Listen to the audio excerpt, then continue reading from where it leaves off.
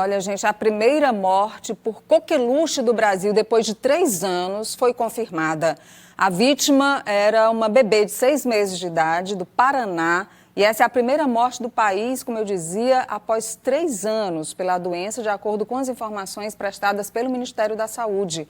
A Sociedade Brasileira de Imunizações, a SBIM, divulgou uma nota para enfatizar a importância da vacinação. Então, nós vamos conversar por videochamada com o médico pediatra Juarez Cunha, que é ex-presidente da SBIM. Doutor Juarez, boa noite, muito obrigada por nos atender.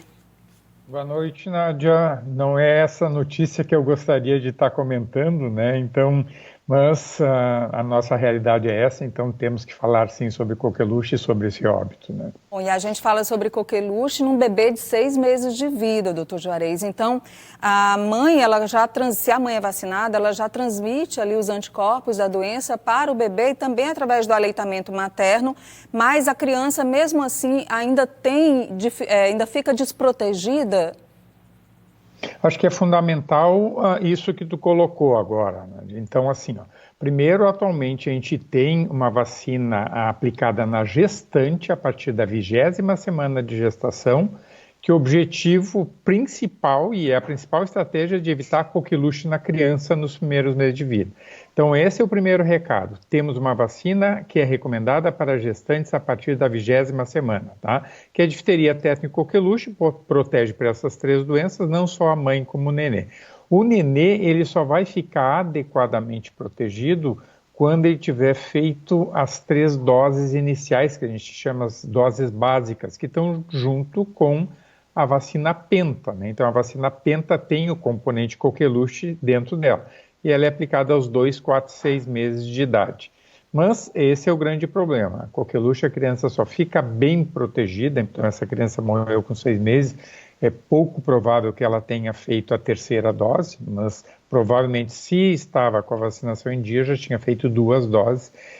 Então, é por isso que a gente tem que ter muito cuidado, né? Então, vacinar a gestante, vacinar a criança no momento correto, 2, 4, 6 meses de vida, com a vacina penta, e depois os reforços, com 1 ano e 13, e outro com 4 anos, daí é com a vacina tríplice, mas é fundamental para a gente controlar de novo essa doença. Essa doença, a gente teve um período de aumento entre 2010 e 2014, já há 1 ano nós temos observado o aumento de casos em todo o mundo.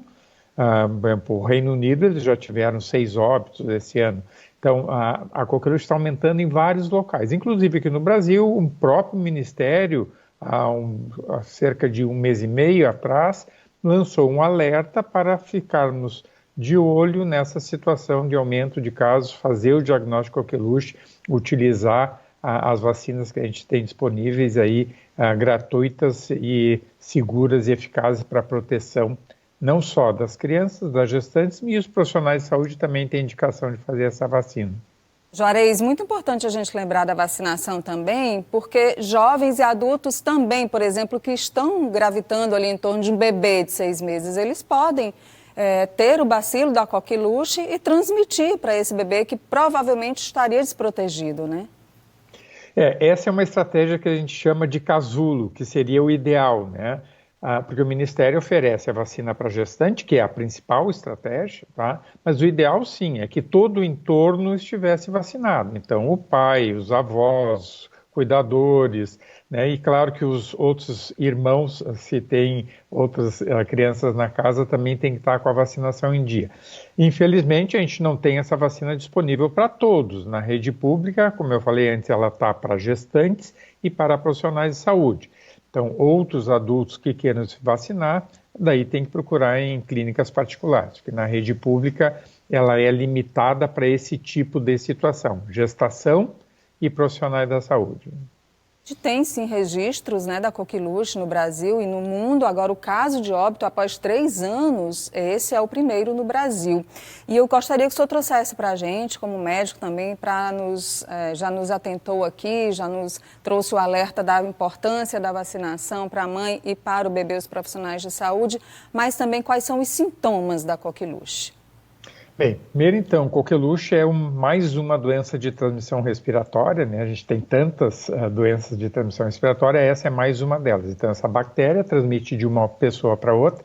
Em geral, quando a gente tem esses casos em crianças pequenas, foram adultos que contaminaram, né? Outras crianças ou adultos.